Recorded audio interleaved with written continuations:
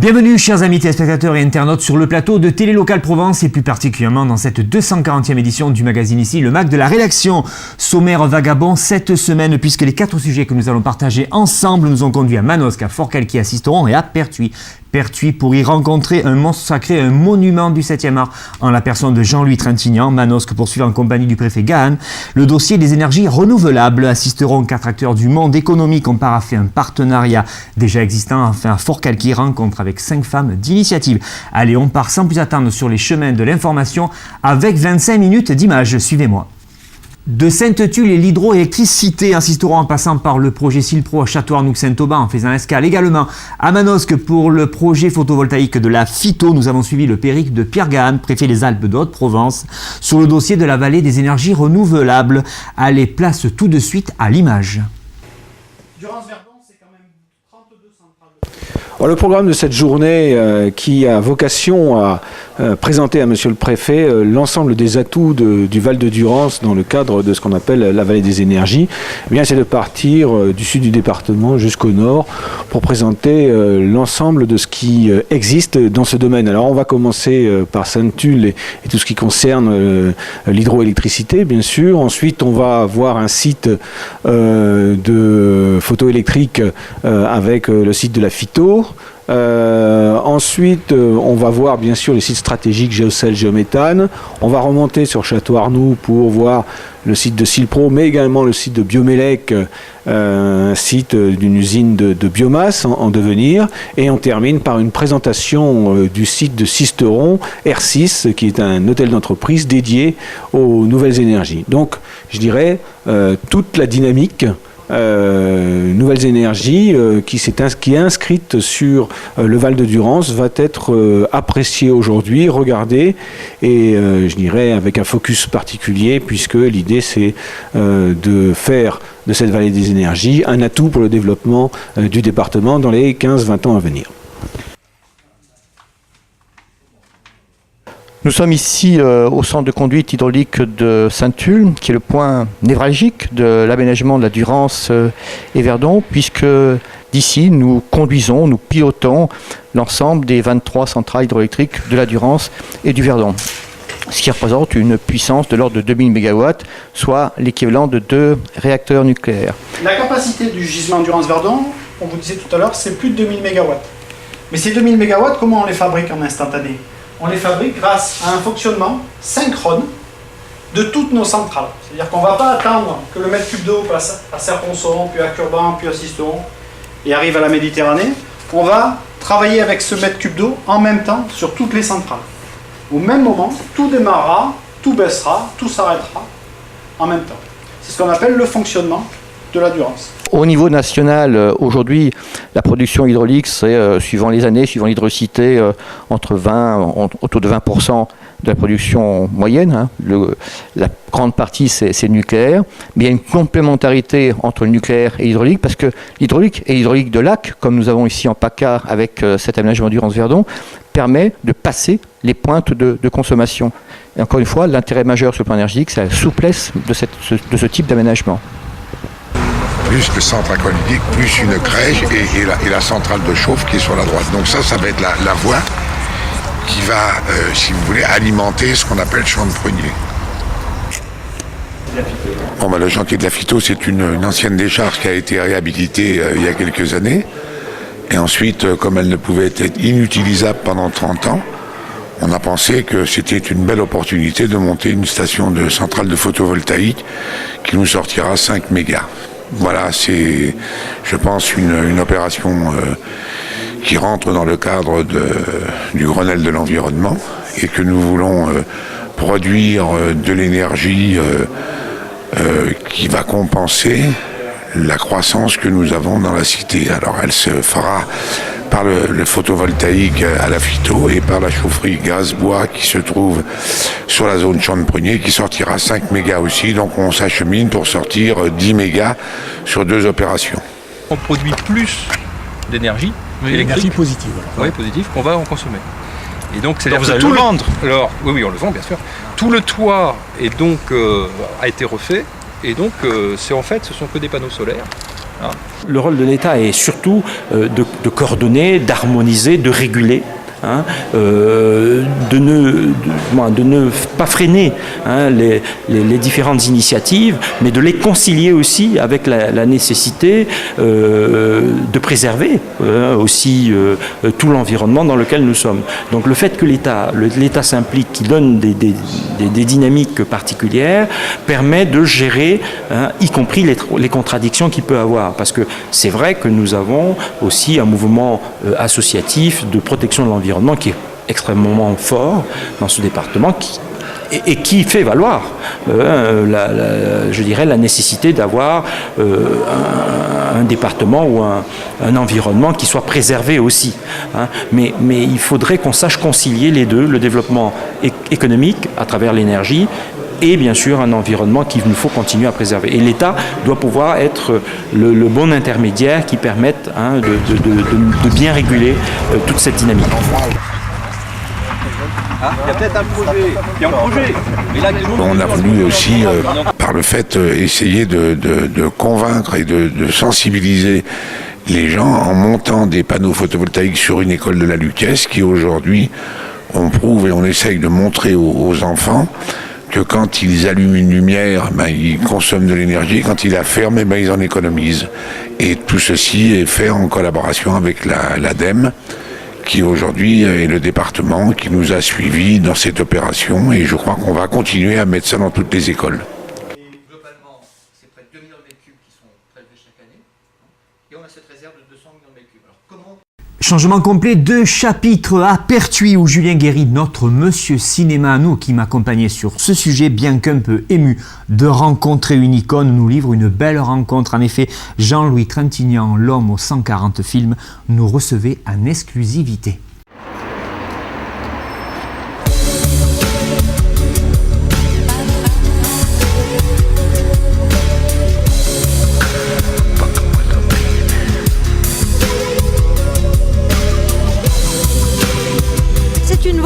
Forte de la municipalité de pouvoir dans l'année alterner les têtes d'affiches parisiennes, des compagnies ou des artistes régionaux et certains locaux. Alors effectivement, en termes de, j'allais dire économique ou financier, c'est un investissement pour la ville, c'est-à-dire que nous essayons de mettre la main à la poche et de recevoir des grands noms. Cette année, on a eu Micheline Prel aussi qui est venue en début, Laurent Baffy il y a peu de temps, Monsieur Trintignant. Je pourrais vous citer sur les années précédentes aussi des gens comme Claude Nougaro ou des choses comme ça. C'est vrai que ça fait rêver. On essaye déjà d'alterner dans les styles, dans les genres, théâtre, musique, danse. On essaye de faire un programme qui permette aux gens de tous âges, tous les publics, de pouvoir venir au moins 1 ou 2 fois sur la saison. Et surtout, ce qu'on recherche, c'est de fidéliser. Alors avec une politique d'abonnement qu'on vient de remettre en place pour que les gens ne viennent pas que pour les têtes d'affiche, mais qu'ils apprennent à découvrir des artistes qui sont moins connus.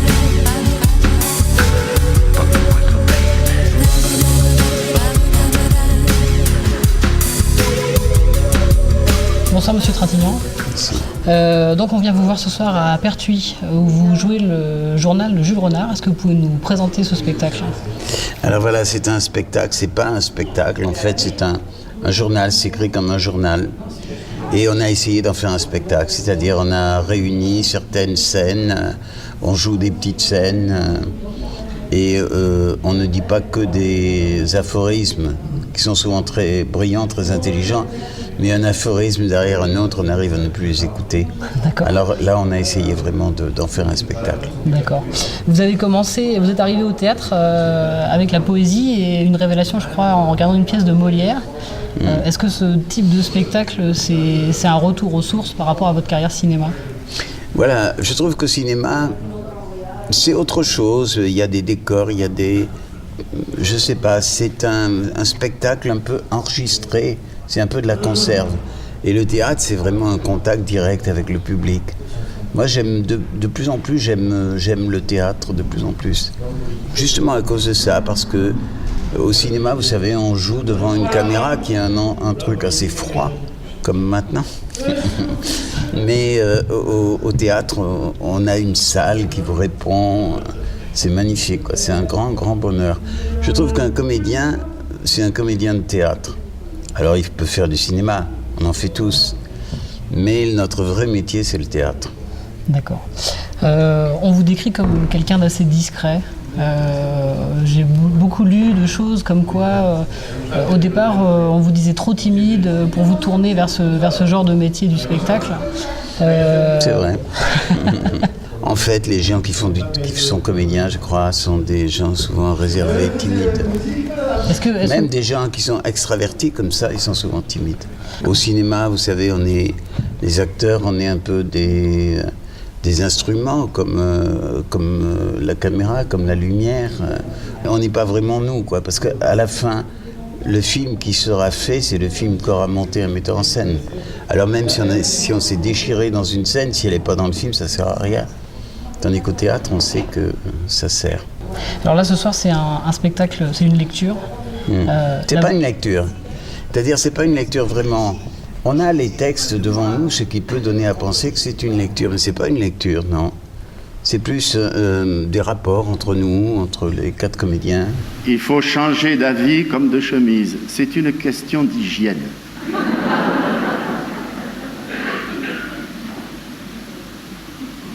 Quand je regarde la poitrine d'une femme, je vois double.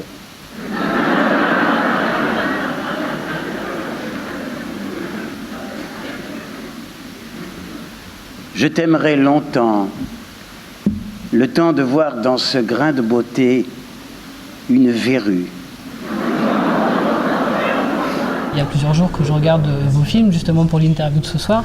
Et il y a quelque chose qui m'a frappé, c'est que, notamment dans les films où vous étiez metteur en scène, où je me suis dit, mais j'ai l'impression que Jean-Louis Trintignant apporte la parole que quand c'est vraiment nécessaire, que quand il ne va plus faire autrement. Oui. Moi, je trouve que dans la vie, on parle trop. Vous ouvrez une radio périphérique, vous êtes inondé par la publicité, par des gens qui parlent pour ne rien dire. Je crois que si on parle, il faut avoir quelque chose à dire, alors il faut se taire. Justement, j'ai revu Un homme à abattre, et dedans, vous rencontrez un personnage féminin que vous séduisez juste avec « Allô ». Elle vous demande de vous identifier, vous lui dites « Allô » et elle vous dit « Dis donc, t'es avare en mots ». Et est-ce que vous croyez que c'est innocent par rapport à vous en tant qu'acteur? J'avais pas fait attention, mais c'est vrai, oui. Je trouve qu'on parle trop. Vous savez, j'ai fait en italien un western. C'est bien les westerns italiens. C'est bien parce que c'est bien les costumes, c'est bien les décors, c'est bien les maquillages. Mais ils disent que des conneries. Alors, je l'ai fait et à ce moment-là, je faisais un peu ce que je voulais. Et j'ai dit au producteur, je veux bien faire un western parce qu'on avait fait un film où il avait perdu beaucoup d'argent. Et alors j'ai dit, pour te rattraper, faisons un western, mais que je ne parle pas, que je ne dise rien. Alors ça s'appelait Le Grand Silence, et moi je faisais un personnage qui ne parlait pas, à qui on avait coupé la langue, qui ne parlait pas du tout. Pareil sur votre film Une journée bien remplie, c'était une volonté de faire quelque chose qui ressemble à un film muet? Oui, je voulais faire un film muet parce que je voulais... À ce moment-là, j'ai été très influencé par le nouveau roman, par le refus de la psychologie. Et alors je voulais faire un film où on ne parle pas. En fait, on parle un peu, mais on dit pas des choses sentimentales, on dit des choses comme ça, passe-moi le vin, ou des trucs comme ça, quoi. Comment on aborde un personnage au théâtre? C'est une chose qui n'a lieu qu'une fois. C'est ce que j'aime au théâtre, c'est que ça n'a lieu qu'une fois, c'est exceptionnel. Je sais pas, il peut se passer quelque chose que les gens qui verront le spectacle ce soir-là ne verront pas autre chose, quoi. Ceux qui l'ont vu la veille ont vu un autre spectacle. Ceux qui le voient ce soir verront seulement ce spectacle. L'homme ivre rentre et regarde les objets de sa maison tourner. Et sa femme lui dit: Eh bien, tu ne te mets pas au lit? J'attends qu'il passe. J'ai noté quelques réalisateurs, parce que vous avez tourné à peu près une centaine de films en tout. 130. 130, ouais. C'est quand même enfin, beaucoup. j'ai tourné des petits rôles aussi, alors c'est pour ça que ça fait beaucoup. Donc Vadim, Abel Gans, Franju, Hossein, Demi, Costa Gavras, Lelouch, Clément, Téchiné, etc. etc. Comment vous voyez votre carrière au jour d'aujourd'hui, et est-ce qu'il y a des metteurs en scène avec qui vous auriez envie de tourner? Non, franchement, J'en ai fait beaucoup avec des gens que j'aime bien, des gens que j'ai aimés plus ou moins. Mais non, je suis assez content, je cherche pas... J'ai jamais vraiment provoqué les choses. J'ai provoqué un peu au théâtre. J'ai fait un peu ce que j'avais envie de faire, mais au cinéma, j'ai jamais tellement provoqué. Quand on vous demande, vous avez le choix, c'est intéressant. C'est pour ça d'ailleurs que j'ai pas continué à faire de la mise en scène, c'est que j'ai pas eu de succès. Si j'avais eu du succès, j'aurais peut-être continué. Mais je cherchais à faire de la mise en scène, ça me plaît beaucoup de faire de la mise en scène de cinéma. Mais comme ça n'a pas tellement bien marché, on ne m'a pas proposé beaucoup de films, alors qu'on me proposait beaucoup de films comme acteur. Alors j'ai continué à faire l'acteur, voilà. Vous avez suivi... Et je regrette un peu d'avoir raté ça, parce que ça me plaisait beaucoup, la mise en scène de ciné. Votre baromètre est à la pluie, monsieur Renard? Ah non, il n'est pas à la pluie. Au contraire, il est dans la cuisine, bien au sec.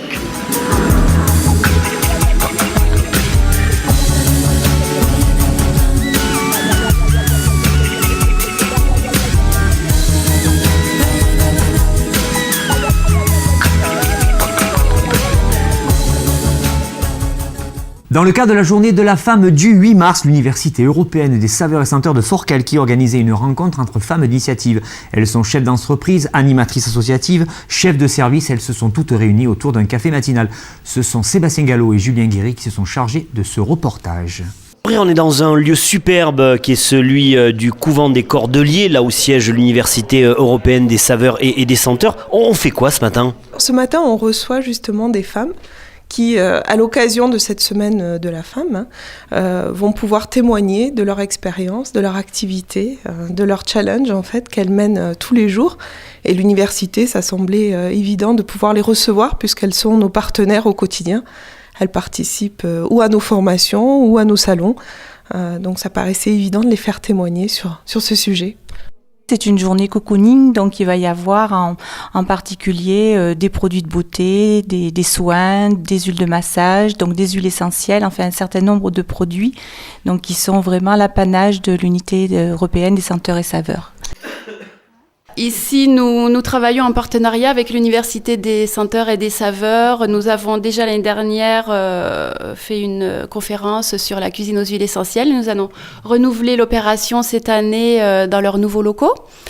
Et puis, nous recherchons des aides aussi, pourquoi pas, participation à des salons, voilà, ce genre de choses. Avant, on disait c'est difficile d'être une femme et d'avoir des responsabilités. Aujourd'hui, qu'est-ce que ça donne ? C'est toujours pareil, c'est toujours aussi difficile. Simplement, on a un travail qui est passionnant à Forcalquier parce que justement, on a tout un vivier d'associations qui travaillent autour de nous et notre rôle consiste à faire émerger des projets comme celui du Festival Femmes en scène qu'on est content de soutenir. Oui, l'idée, c'est de toute façon toujours faire parler les gens du territoire et aujourd'hui, ce sont des femmes, pourquoi pas, et puis savoir quelles sont leurs inquiétudes, quels sont leurs besoins pour pouvoir justement répondre à ces attentes. Au niveau de la région, je pense que l'énergie des femmes crée une dynamique. Alors, précisément dans cette filière senteur-saveur, je pense que j'apporte mon énergie, j'apporte ma dynamique à cette filière et j'espère que je permets avec ma sensibilité de femme, mon énergie de femme, ma volonté de femme aussi de faire avancer les choses et de permettre à certains projets, par exemple, de voir le jour et de se développer.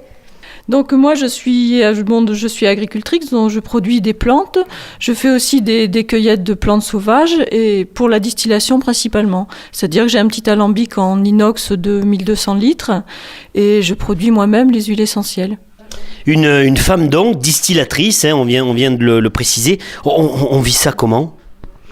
On vit ça très bien, ça se complique un petit peu, pas du fait que je sois femme, mais du fait que les réglementations deviennent assez contraignantes.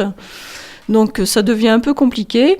Là aussi, heureusement, il y a l'Université des saveurs et des senteurs qui nous aide dans ce domaine en faisant des formations, parce que les réglementations deviennent de plus en plus difficiles à suivre. Être une femme aujourd'hui et assurer des responsabilités, comment on ressent ça, comment on vit ça au quotidien ?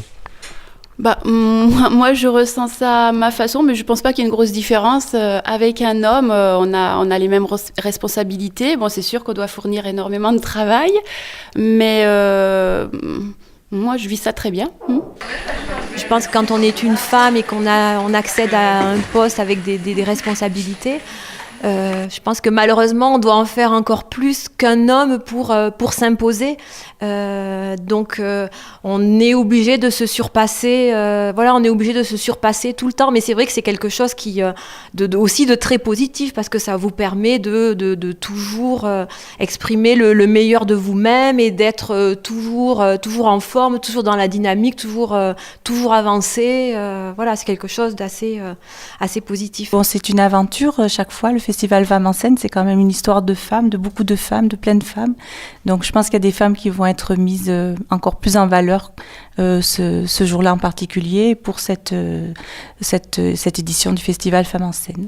Quand on pense aux saveurs-senteurs, moi j'ai l'impression, peut-être une impression fausse, que c'est avant tout féminin, que c'est une déclinaison avant tout féminine. Eh bien, on va pouvoir se détromper très bientôt parce que quand on va accueillir nos participants dans le prochain amphithéâtre analyse sensorielle qui va être établi à l'UESS, à mon avis, on va s'apercevoir qu'il y aura beaucoup d'hommes aussi qui viendront créer leur propre parfum, tout autant comme les femmes. Donc, ça sera peut-être notre grand défi, notre réussite à nous les femmes, de faire venir les hommes sur ce milieu-là. En conclusion, au sein de l'université, au sein du domaine des saveurs et des senteurs, c'est déjà la parité. Exactement. De toute façon, nous sommes une université européenne et ça fait partie des valeurs justement échangées et de pouvoir faire participer tout le monde. J'ai pris une copie de formation dans le groupe de formation. Tranquille. Tu pars. C'est dans la boîte. C'est bon ? Merci. Voilà. Déjà, c'est bien. Parce qu'on va servir de café quand même ou un thé parce que... On reste dans le domaine de l'initiative et de l'action. Déjà habitué à travailler de concert, l'Union des entreprises des Alpes-de-Haute-Provence, dont vous retrouverez le président Jean-Luc Monteil dans l'émission De Visu de Sébastien Gallo, les plateformes d'initiative locale de Digne et de Manosque et enfin le Club des créateurs ont décidé d'aller plus loin en offrant un service supplémentaire aux futurs créateurs. Un coup de pouce bienvenu en cette période de morosité économique. On entend des choses assez laudatives qui disent que toute proportion gardée, on fait beaucoup mieux que certains départements beaucoup plus peuplés et beaucoup plus dotés en industrie, en finance ou en subvention. Donc l'explication, c'est certainement pas qu'on est plus intelligent que les autres, mais c'est certainement qu'on est plus soudés et plus amis que les autres. Donc le principe est très simple, c'est que nous allons donc mettre en œuvre un certain nombre de services à l'ensemble de ces 4 structures, qui sont les 2 plateformes d'initiative locale, qui aident à développer la création d'entreprises dans ce département, le Club des créateurs et entrepreneurs de Haute-Provence et l'Union des entreprises que je préside. Moi, je dois beaucoup au club, comme à mon avis, beaucoup d'entrepreneurs aujourd'hui doivent aux 2 plateformes. Parce que les plateformes, en effet, ça fait plusieurs années maintenant que l'Union des entreprises et les 2 plateformes collaborent. Là, on va formaliser à travers un protocole que nous allons signer. Et donc, naturellement, c'est la concrétisation d'actions qui ont déjà été engagées. C'est tout simplement la mise en place de locaux que nous assisterons au profit de la plateforme de Manosque.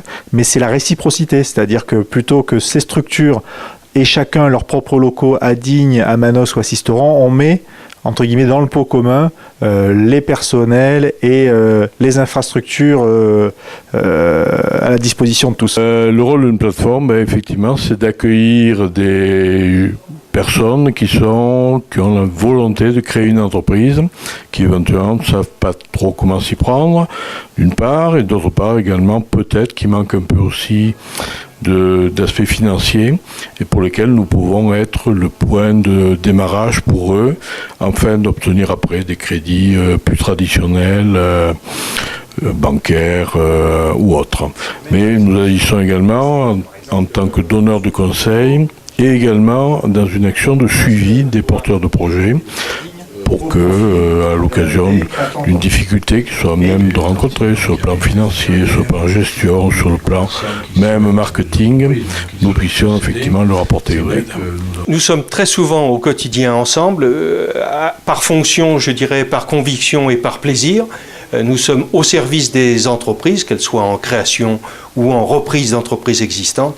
C'est notre plaisir, encore une fois, notre raison d'être et notre efficacité même, puisque pour ce qui est de notre plateforme Manoskin, sur les quelques dernières années, nous avons chaque année parrainé, aidé et boucler des plans de financement sur environ une centaine de dossiers en moyenne, ce qui représente des interventions en volume d'environ 500 000 € par an. Le Club des créateurs donc, existe maintenant depuis plus de 16 ans. Hein. Nous sommes dans la 17e année et son objectif principal, c'est l'organisation de réunions à thème. Donc chaque année, nous avons plusieurs réunions. La prochaine aura lieu là dans quelques jours sur justement Internet qui change la vie au sein des entreprises. Donc le Club des créateurs, c'était un peu l'initiative il y a plusieurs années. Maintenant, il y a bien un relais qui est pris par les plateformes et notamment celle de Manosque. Évidemment, le lien est tout à fait naturel avec ensuite l'union des entreprises. Donc prendre sa part au sein du réseau, au sein de la société, prendre sa part dans son activité, puis demain devenir soi-même un dirigeant d'entreprise qui pourra participer et travailler avec d'autres. Bien sûr qu'on est impacté par cette crise. Peut-être un petit peu moins en ce moment en Provence-Alpes-Côte d'Azur, quoique, bon, bien sûr, tout le monde est au courant des plans et des licenciements en cours. Il se trouve que notre région comporte une majorité d'entreprises de PME, d'entreprises de moins de 10 salariés pour 90%, et que ces entreprises aujourd'hui traversent un peu mieux la crise, je veux dire un peu mieux. Mais enfin, il en reste aujourd'hui que s'il y a une baisse d'activité pour plusieurs structures, ce qu'on a tendance à proposer et à dire également pour la CGPME, c'est traversons la crise et préparons l'avenir et profitons de ces périodes qui seraient plus calmes dans les entreprises pour également se préparer, former le personnel et être prêt à rebondir dans les mois en espérant que 2010 sera certainement mieux que 2009. Ce territoire, quoi qu'on en pense, est une terre d'avenir. Et en tout cas, nous, on est des militants de ça. D'un territoire où on crée, ou qui est en mouvement. Et ça, c'est important.